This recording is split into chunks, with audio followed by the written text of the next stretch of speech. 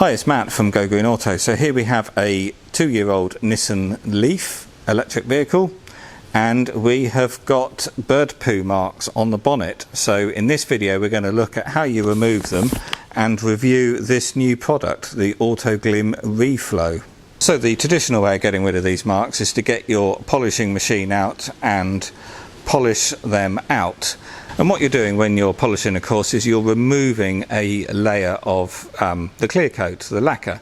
But that is so thin on the cars anyway, it's not a great idea. And when I found out about this new product from Autoglym, that works completely different, and that heats the clear coat up and it allows it to reform back into a smooth surface, so you're not actually removing any products. And in my mind that just seemed to make so much more sense. So I first came across this product by seeing a video on the Forensic Detailing YouTube channel, and he does an excellent review of this product.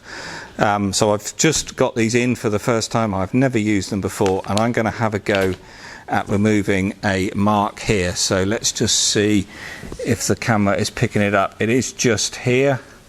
I'm not sure whether the reflections are too great, but it's about probably almost 2 inches wide just there.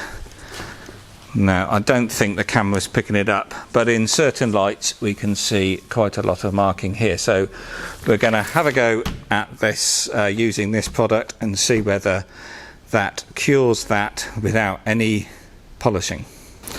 So with this product you get 5 thermal transfer packs, and what it basically is a kit of 5 individual sachets there, and you add a bit of water up to the fill line here, manipulate the water so it soaks the pad, and there's a chemical reaction starts in there which produces the heat. You then lay that on the panel, stick it down with some tape. They include some little sticky tapes here, and let that thermal pack heat up the clear coat, and that's going to soften the clear coat and let the etching in the coat blend away, because it's all going to re-soften and smooth out. So let's just have a go. The first thing you want to do is, the panel doesn't want to be too cold, it's got to be above 10 degrees. I've just measured the panel with my thermal gun, and the panel's currently at 15 degrees, and I think that's about as warm as I'm going to get it today. So hopefully that's okay. I might actually, to improve it a bit, I might gently run the heat gun over it a bit just to bring up the temperature of the panel a little bit more before I stick down the pad, and that may well help it a little bit. But of course if it's summer you're not going to have that problem. So I'm just warming up the panel a little bit just to increase the temperature a bit so it has a better chance of working, because we are in a very cold workshop. But fortunately it's a little bit warmer today. It's better than it has been, so we've got a bit of a better chance. But anyway, so that's brought the temperature up, and let's just use my cheap Amazon probe here. Yeah, 22 degrees, so that's nice and warm. And then the product here is basically a little bag with a pad inside, and we can see there we've got the pad that's going to do the chemical reaction. So we tear that off, and then we add 40 millilitres of water. So I've got the water measured in that little jug there, and we've got a fill line. So watching the other videos, it actually doesn't take as much as 40 millilitres, but let's just have a look. Yeah, it's a little bit less. It's just slightly over, but anyway, close enough. So we then fold this over twice, and we have got a pad. I'm going to fold it over 3 times actually. We have got a sticker there to hold that down, and we've got a vent hole there. But we're then going to massage that water around for 10 seconds to get that water in the pad. bit of water's coming out. Oh, I can smell it now, and we can see there we're getting some steam. Let's just get that water up in that top one. So we can see we're now getting the chemical reaction. So let's just find the right place to put that. Do you know what, I can't see it now, there we go. So we lay that down there, and then they provide some little stickers that we can stick that down with. Wow, that is getting hot. And we're going to leave that on there for 30 minutes.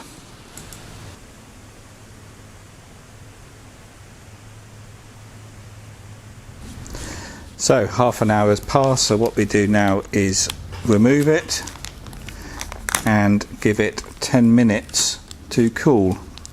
That's one thing that's not very good. It leaves the glue on the pads, but anyway, I can soon remove that. So let's give that 10 minutes and then we'll have a look. So 10 minutes have passed, I've removed the glue, and I'm a bit disappointed with the results. I can still see the etching there. It has improved slightly, but not enough for it to make a significant difference and to justify using the product. I suspect it's improved 15-20%, something like that. It's still very visible. There's only a few bits of it have probably gone, but you know, hardly any. So yeah, a bit disappointed. I've seen other reviews and it has worked better. So I'm giving it another go. I've trying it on this one, which is more a serious etching, and as you can see, I've held it down with masking tape because that will hold the patch closer to the paintwork, particularly when it's not on a flat surface here. Obviously it's on the bonnet here, which is sloping down. And let's have another go. So it's been 40 minutes taking this other one off, and yet again it was a complete fail. Well, it's not a complete fail, it has improved it slightly, but the marks haven't gone. So I'm still going to have to resort to polishing, which does sort of defeat the object of the product. So I've watched other YouTube videos of this in action and it has worked. So I was expecting better results from this. I think what it is because it's not a vertical panel. So the times where I've seen on other videos where it works is like on the roof, where the product will sit completely flat and maybe the heat distribution is a bit better. But it's a bonnet, so it's not like it's a door panel, so I was expecting it to work. So it's sort of thrown me a little bit. But anyway, the price of these is £30 for a pack of 5. So it works out at £6 a pouch. But Autoglym have currently got an offer where you get 3 for 2, and this product was included, so it made sense to buy 3 and get free postage as well. So I have got 3 packs for £60, which works out at £4 a pack or a pouch. So I will keep trying this. I can't see I was doing anything wrong. It's not cold enough. They do only advise that they work better with cars which are less than 3 years old. This is only 2 years old, so I think I was doing it right and it all meets the requirements. However, little or no effect really. So I will keep trying. I've obviously got these now, so I'll have a further go and I'll report back in the future. So for now on this one, I'm going to have to resort back to polishing. But the other thing I just wanted to say is, of course, you could try to replicate what this is trying to do, if of course it did actually work, because all this is doing is applying heat. So you could use a heat gun and try to replicate it. However, we don't know what heat this is actually producing. It's obviously producing at least 100 degrees C because the water is boiling. And I was feeling it, and it doesn't actually last very long. While you keep it on the car for 30 minutes, the actual period that it's producing the heat is probably only 5 minutes or so before it starts to tail off. But of course that heat is held between the patch and the pouch and the bodywork for some time. But after 30 minutes it's pretty much cold when it comes off. So maybe that's the problem. Maybe that didn't work. Maybe it is actually too cold in here. But it's well above the 10 degrees minimum that they state. It's actually about, the panel was about 15 degrees.